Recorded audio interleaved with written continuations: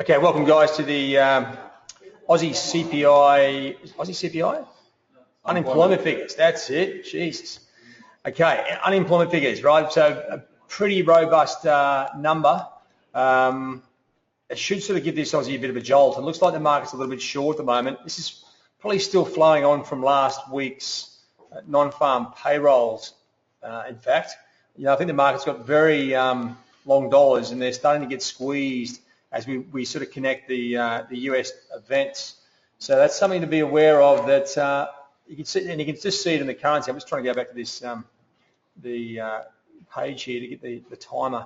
All right, employment, here comes the numbers. So let's just have a look at the fundamental numbers here straight up, and the main part here will be, what screen am I on here?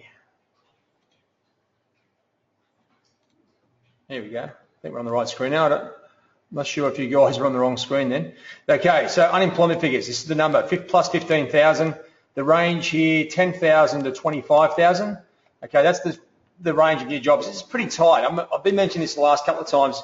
In days gone by, this used to swing around by about 60 or 70,000, be all over the shop. So it's very rare. I don't know if they've modified the way they're doing the numbers or whether they're actually getting the numbers and then just modifying them to be a little bit more refined.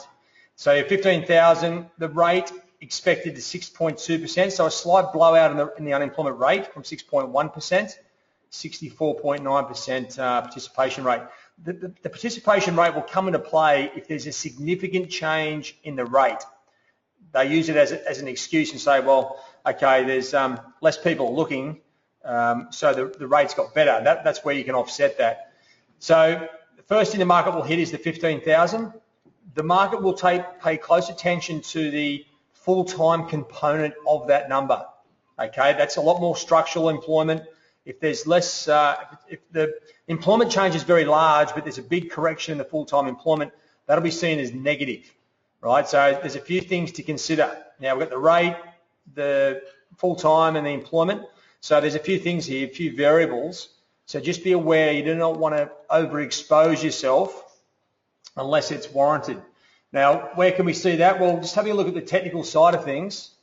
Okay, right, you've got the 70.77, right? So not far away from where the current market is. We've got the resistance there. So I'm just trying to make sure I've got my T-Rex up here. Just will not dance for me at the moment. Let me just try again while I do this. Okay, so this is pretty good because we've got a resistance line there. You've got 1, 2, 3, coming up to the fourth touch. There definitely will be stop losses above this area, right? So just be aware the top side is probably, well, it gives us a very good opportunity and almost a chance to place a pending order just above that trend line. Now, the danger is we get a bit of a positive number and then a negative number on the other side of it. That could really mess things up, but we have to sort of factor that into the actual trade itself.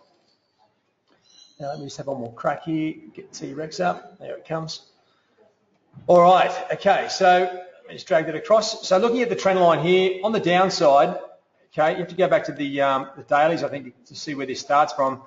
It's not a bad trend line. It sort of comes into the current market low, but if I just shrink that up, you'll see exactly where this, so it comes right back, okay, to back to this low over here in, what was that, September 2001, right? So it's just off that low now with the new low, and it comes in around 69.22 by the looks of things. I'll just come back to the hourly chart to see that better.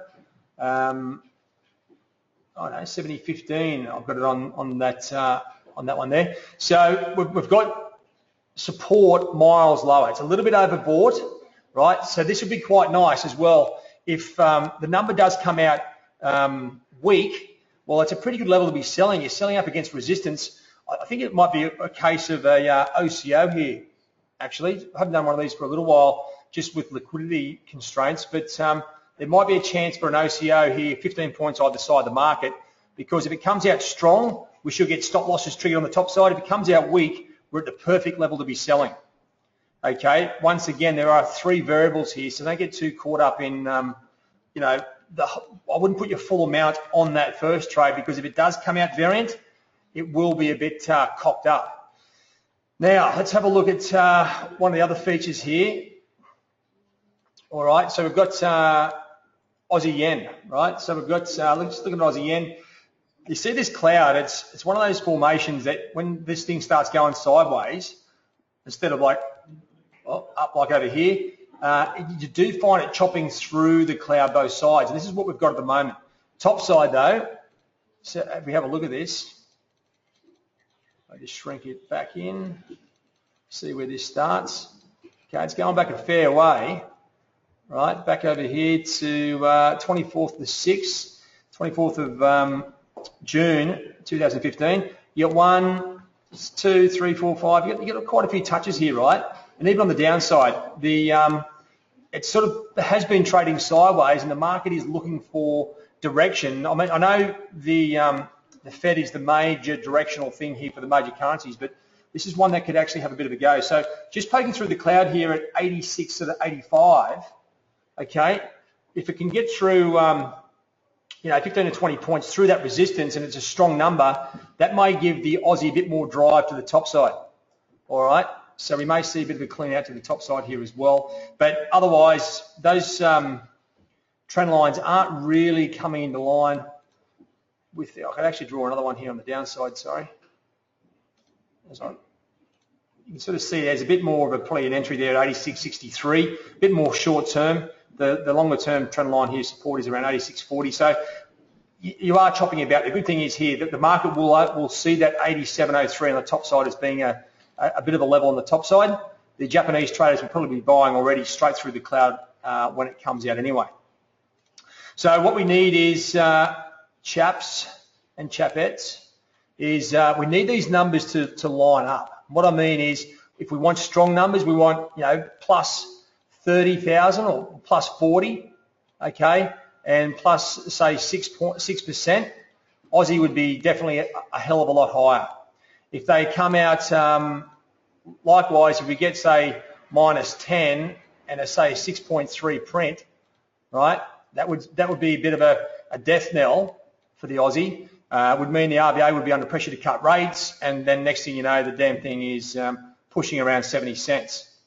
The worst case scenario we can have here is say plus 20, okay, for the change, and say a 6.3. So you get one positive number, one negative, and the currency shoots up, shoots down, and it's back to exactly where it was. Right? All it does is it probably takes out the stop losses above this trend line and then starts just grinding sideways again. Now, bear in mind, the Chinese data has been weak the last few days, right? So you've got to think the downside's got to be a bit of a chance here. Their trade numbers are crap. Everything is looking pretty rubbish over there. So the downside could be the option here as well. All right, so as I said, just not getting too caught up in the whole opportunity just at the moment. All we want to do is, okay, got euro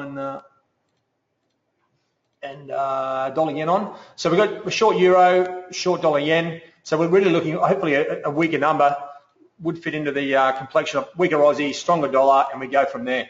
So I'm just going to set this up because of exactly where it is. I mean, I was thinking of just putting a pending stop order on the top side, but the levels are a little bit too compelling. Now, I'm just setting these orders up, the buy stop and the sell stop, 15 points either side of the market. Okay, I'm sort of going with 5 lots, so I'm not going to be putting much on this. So the regular lot size for this account is probably about 20, so it's a quarter of the trade size. I'll put a 25-point stop loss on the order that does get triggered, and then 75-point take profit. Now, that's your generic plan, right? Let me just explain what I mean by that. So these two things here, so I want to go next door until I've got to jam the thing. Okay, so this order here, this is the parameters when we put the order on, 25, 75. Once the numbers come out, we'll have a much better idea of what we need to do. If the numbers come out as expected, then I will be turning those speakers off, and then I'll be basically closing the position out. All right, so what we're looking for is definite direction. Positive or negative numbers, all of them the same way. We'll hold the position. If one's positive, one's negative, I'll close the position out. If they're extremely variant, the currency should experience some sort of gap. And I should see that in the pricing as well. And that's where I need to make a decision. It could even be just taking a loss straight away and then looking to get into the trade. All right. So that's pretty much where we are. Okay.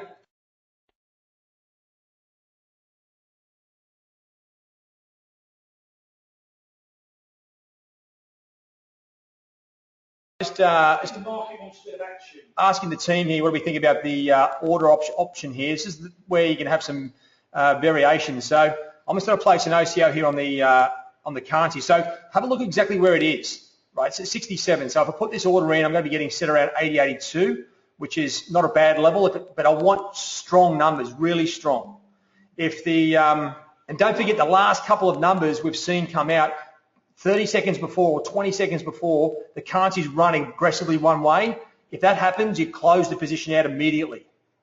All right, that's one thing you have to do. So that was on the RBA, right, which is a lot more aggressive. So if you want to be a little bit conservative, I would suggest placing a buy stop above this trend line. Okay, even like where this currency is right now at 80 is not a bad spot, right? Just through the trend line. Okay, you don't have to sort of wait for too much. Why we have 15 points is to make sure we miss out on the general volatility that's going to come from the actual release just before the number. Right, so I'm going to wait. We've got 2 minutes, 15 seconds to go. I'm going to wait until about 30 seconds before I put these orders on.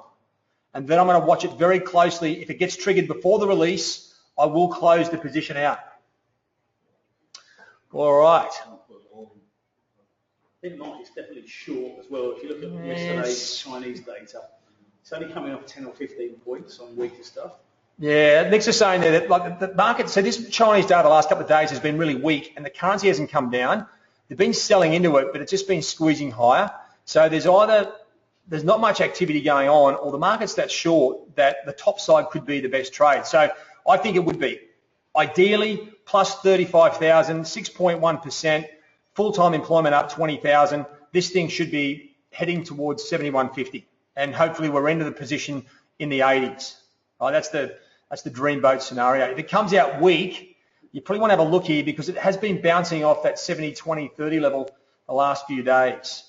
Now don't forget, this is going to be a bit of a precursor for the RBA decision next month. So this is the ramifications for this number. All right.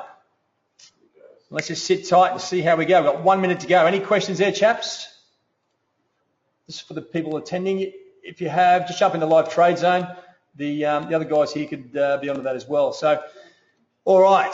Now, it's just a matter of holding on to your bickies. Okay, we've got 40 seconds.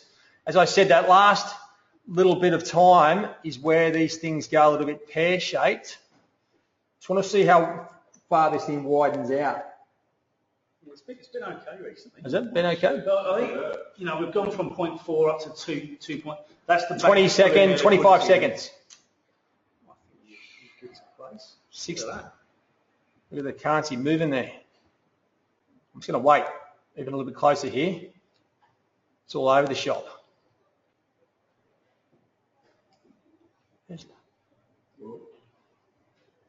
Get it on there now. There you go, 4 points well, that's all right. It's higher, shitload higher. There we go. 58, that's big. It's a huge number. That's a massive number there. Oh, shit. I'm just fucking... Oh, no! Fucking Jesus. Just hang on a second. We've got to try and get back in here. Basically, you're looking for a dip. I just actually closed the position out there momentarily, and it's closed a whole bunch of positions. You can jump back on that dolly end. Oh, shit. I'm just fucking close again instead of buy. No, I'm fucking just buying something. This is bullshit. That's a huge number. 5.9% plus 40,000. That's a better revised number as well. Only slightly because the main headline number is huge, right? What happened to all the other fucking... Anyway, good numbers. Just gone long. right? So just basically hanging on here. You're looking to get back in here. It's where's all those? Just trying to look here at where that thing got in. I've got some more. Yeah, okay. Anyway, guys, this is a really good number. We should see this thing sort of start to shoot to the top side. As I said, back towards 71.50, 60 at the least. All right. So yeah, that's it, chaps. Let's see how it rolls from here. Any questions? Did you have Aussie in there? No, I got one Aussie as well. Oh. Like 71.9. All right. So that's where we are, guys. You can see it's starting to go now. As I said, that's a huge number. Takes a lot of pressure off the downside on the RBA. We'll see how it goes from here. Should be hitting 50 shortly. All right.